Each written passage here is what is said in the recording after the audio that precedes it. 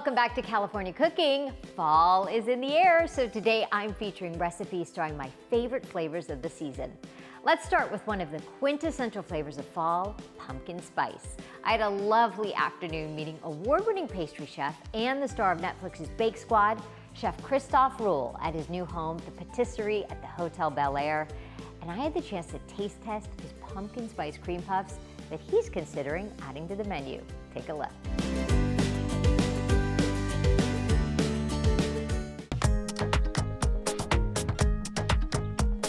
Hi, Chef. How are you? Hello, Jessica. Doing well, thank you. Oh, this I feel is just a dreamy place to work. Hotel Bel-Air is just, do you just come into work every morning and pinch yourself that this is your office? Yes, it's pretty much, you don't have the feeling that you're in Los Angeles. It's really secluded, really private, really calm and quiet. It's just a place that you want to be to enjoy your breakfast. Does it feel like France at all? You're from Marseille, right? Yes, I'm from south of France. Any similarities between Southern California and the south? I think the weather is pretty similar. Yeah. It's nice and hot, and you have the beach not too far away. True. Yes. True. You started here about a year ago, right? Yes, I started in February 2023.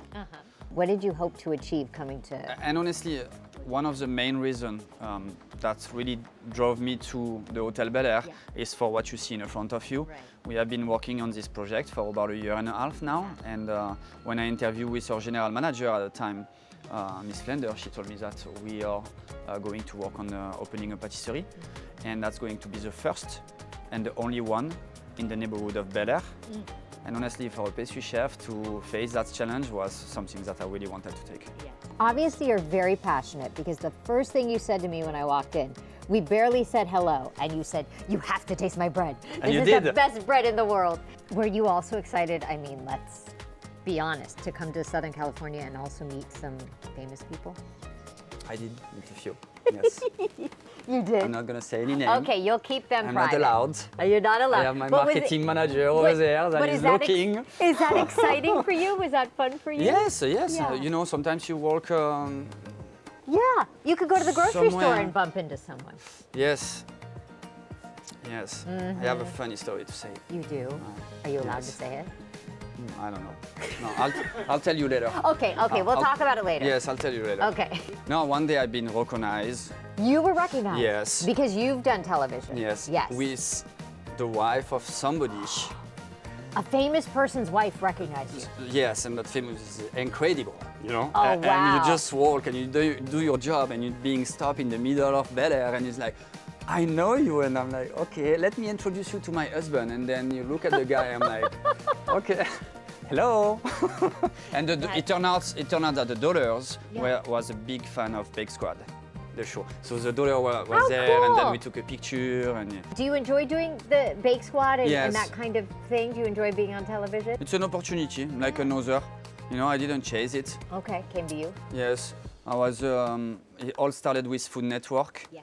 So I did a couple appearances in Halloween War, Yes. and won that whole competition. So that was pretty awesome. And then one opportunity after another, and national competitions, and then one day you receive a phone call and say we are taping a show and we are interested to bring you in. Will you? Yeah, why not? I want to have a sip of this coffee so bad. Drink your coffee and then we'll talk about what's right. on the table. I'll do cheers to you. Cheers. Yes. Yes. Talk about the patisserie, what you offer, the fact that you had mentioned you're the only patisserie in Bel-Air. Right. We are the first and the only patisserie The first and the only. in the neighborhood of Bel-Air. Yes. So we have a selection of breakfast pastry, obviously, as you can see. Our beautiful butter croissant. Talk to me, you're being French. The croissant is, I mean, that is Well bread. done. Yes. Yes. It's a, can you hear?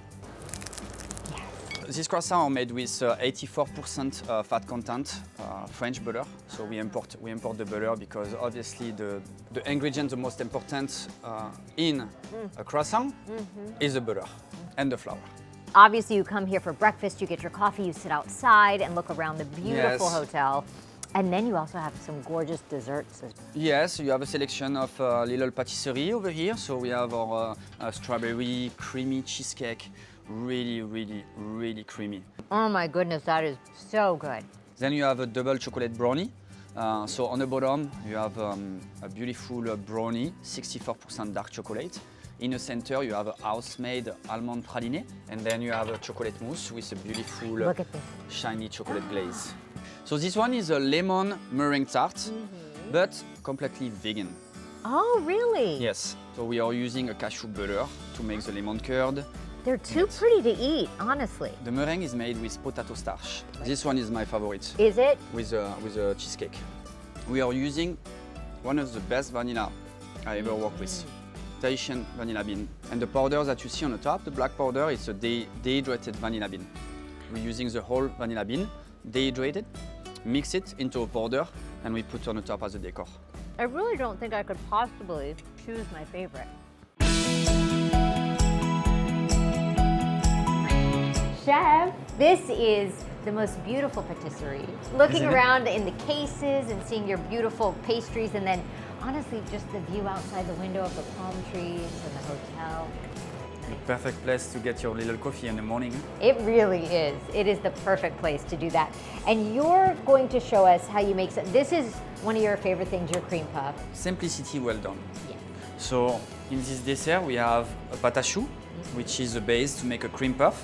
So the little tube that you see over here is a cream puff. And once you have your cream puff, then you can cut them and you can fill them to your liking. By the way, Chef has you have a YouTube Yes, channel where people yeah. can Yes, watch and, you. and I pretty much explain the step-by-step on my YouTube channel, which is Rules Kitchen, and you can really understand the whole complexity Yes. of how to make a cream puff. Okay. So today we have a fall dessert. It's a little cream puff. What we're going to do is, you see, you have the I'm almost tall enough to see in there. some of the cavity. Let me help you. So you scoop some out. Yes, Yeah. and then we're going to put a little bit of cream.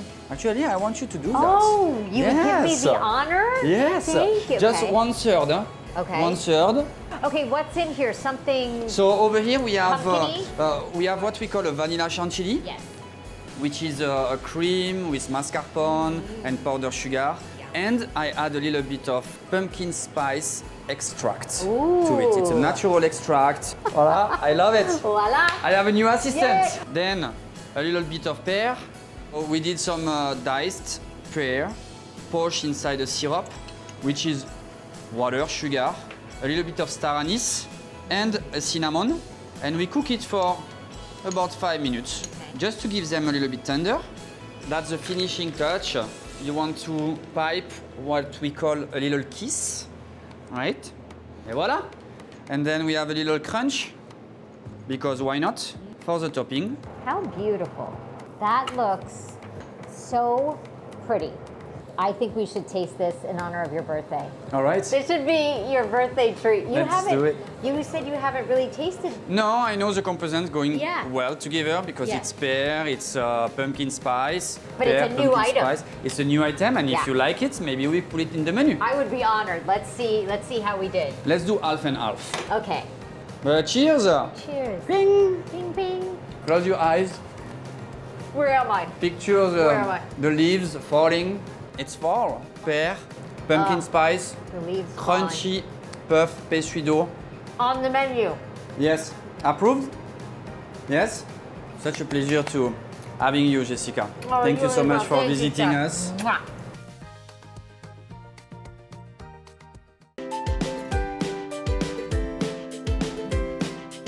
Coming up, more fall recipes, please. I'm cooking up turkey meatballs with a creamy pumpkin sauce. Then I'm adding a fall twist to coffee cake. That's coming up.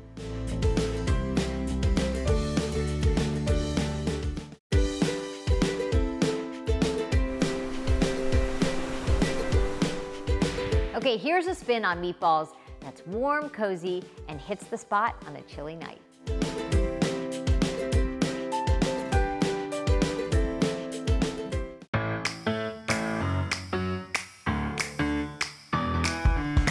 It's that time of year for all things pumpkin, and I do love cooking with pumpkin, and usually you tend to think of sweeter things to add pumpkin, but this is a savory dish that I think is a nice kind of twist on a meatball dinner. You know, a lot of times when you do meatballs, you'll do red sauce, or this one, I'm going to do kind of a creamy pumpkin sauce with turkey meatballs. And in the turkey, we're gonna put those flavors I think you associate with this time of year, like a little bit of nutmeg, some sage. So we'll see how it goes. We're going to crack an egg in there, breadcrumbs. I have a mix. I have panko, I'll use the rest of my panko, and then I also have the finer breadcrumb, probably about a cup, a nice fat pinch of salt, some pepper. I'm gonna do some garlic. At least this is one big clove. And here's some fresh sage. You could do dry, but I always think fresh is better if you can, because I'm gonna mince those up pretty fine. Might as well do it all together. So I've got parsley and I have fresh thyme. And then just chop all of that up. Our herbs going in. A little bit of onion. I'm gonna try to do a fine dice on the onion here. As small as you can get it. Onion, done. Last thing to add is some grated Parmesan cheese. And now we're gonna mix it up with a fork, and we're gonna go ahead and make our meatballs. You take a spoon, or you could take a small measuring cup, you could take a small ice cream scoop, and you just make a size that, I'm gonna go a little smaller. You want them to be close to the same size. So we're done with our meatballs, and I would say if you have the time, you can pop these in the fridge just for a few minutes, just to make sure that they, you know, harden up a little bit before you cook them. You don't want them falling apart. I've got my heavy bottom pot. You could also use a big frying pan. I'm gonna do a combo of olive oil and butter. Medium heat, we're gonna fry up our meatballs, shallow fry.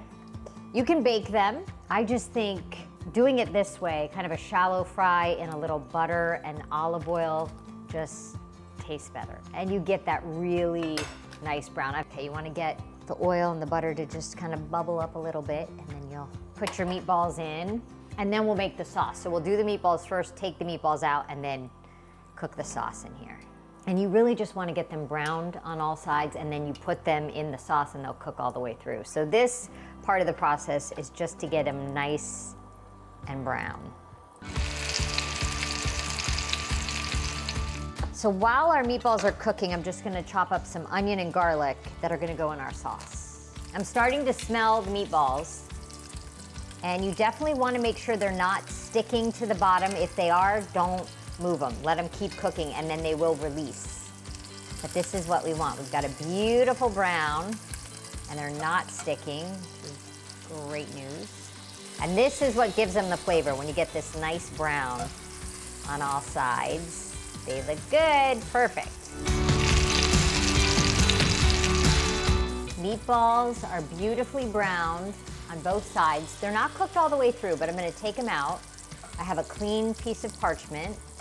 In here, we've got the juices from the turkey, we've got some butter, olive oil. I'm gonna turn it down, and in goes quarter, half chopped onion, give or take. Soften these, a little bit of salt.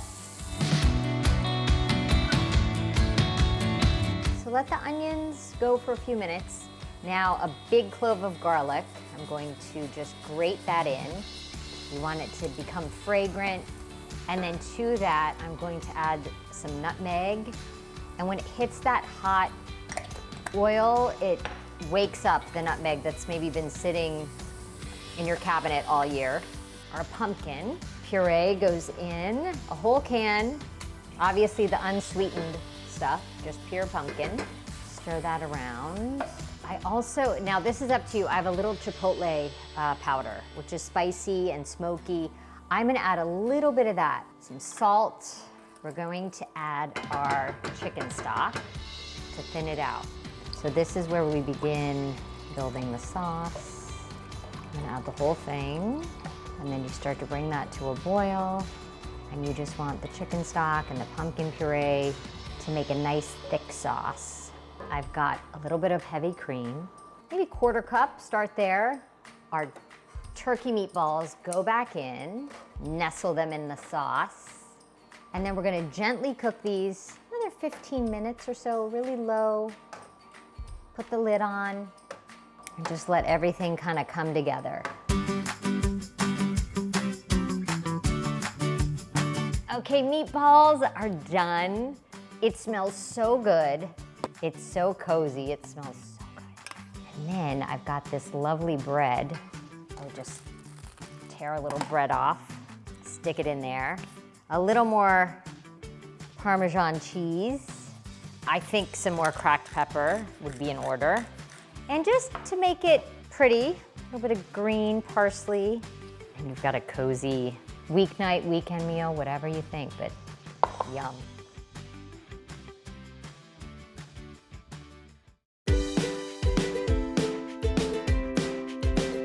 Coming up, I'm adding apples to my coffee cake, and it's topped with a sweet cinnamony streusel, and it smells just as good as it tastes.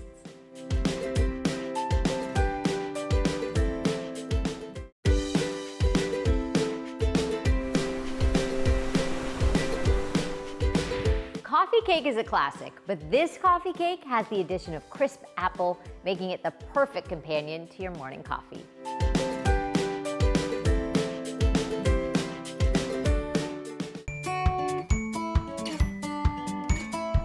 It is apple season, and that means it is time to start thinking of some recipes where you can use apples. And this happens to be a Honeycrisp, one of my favorite apples at the grocery store because it's tangy, a little sour at times, but also sweet. And I thought it'd be kind of a nice twist. I love coffee cake, but what about an apple coffee cake? So I'm gonna do an apple coffee cake with a little bit of help from Duncan Hines, who we know to be great in the kitchen. Duncan Hines always comes through with the cake. So I'm gonna peel my apples, and then I'll show you what we do. And the one classic thing about a coffee cake is that cinnamon butter crumble. So we're gonna do that as well. Let's make the kind of streusel topping that goes with a coffee cake. 2/3 cup of flour and 1/2 cup of brown sugar, cinnamon, about a tablespoon, a pinch of salt would be good. So we're gonna stir that around, and then to that, we put our softened butter. So I have 4 tablespoons of softened butter, and then you're going to mash it around to get those clumps. So that's done. You're gonna set that aside. Now onto our cake batter. So over here I've got the mixer. We're gonna open our yellow classic cake mix. So that's going in. And then we are gonna modify on the back of the box here. So 1 cup water. Instead of water, I'm going to add in sour cream. And that will give, you know how coffee cake sometimes has a little bit of that tang? And I was reading things that you can replace in a recipe. And one of them was that whatever the liquid is asking for in the cake, you can replace it with sour cream. So I'm gonna do that. 3 eggs.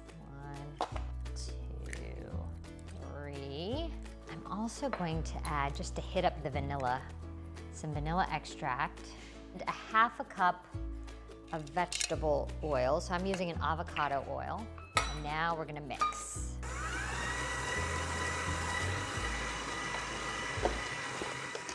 All right, cake is done. So batter is done, now apples. So I'm gonna cut up our apples into bite-sized pieces.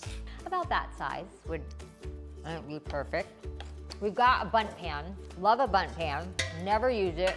But I think coffee cakes look so pretty when they come out of a bundt can, if it indeed comes out without sticking. So I'm gonna take some of my oil, paper towel, and just get in there. If you have a spray, great.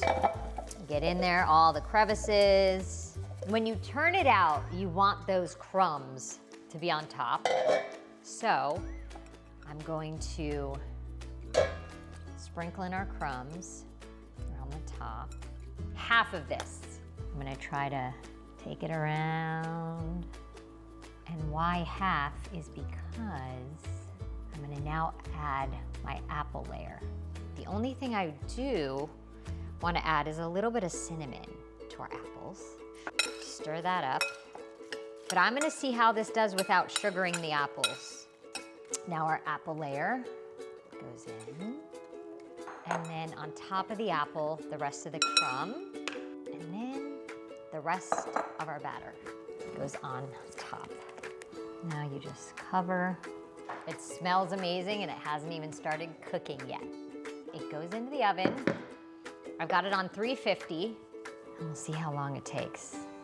I'll check it at 30. Okay. All right, let's test. See how we're doing. So you put your skewer in. Ooh, came out clean. Okay, I think we're good. I let our apple coffee cake cool, and now I'm really nervous. The moment of truth. What if it sticks? Okay, I heard something. It did it! Yes, it worked. We have a coffee cake. Let's cut into it. I brewed a little coffee too because after all it is coffee cake. So you've got the little strudel with the apple and actually a little bit gooey in that area where the apple is, which I'm okay with. And the apple isn't completely soft, which I like that too. It's cozy.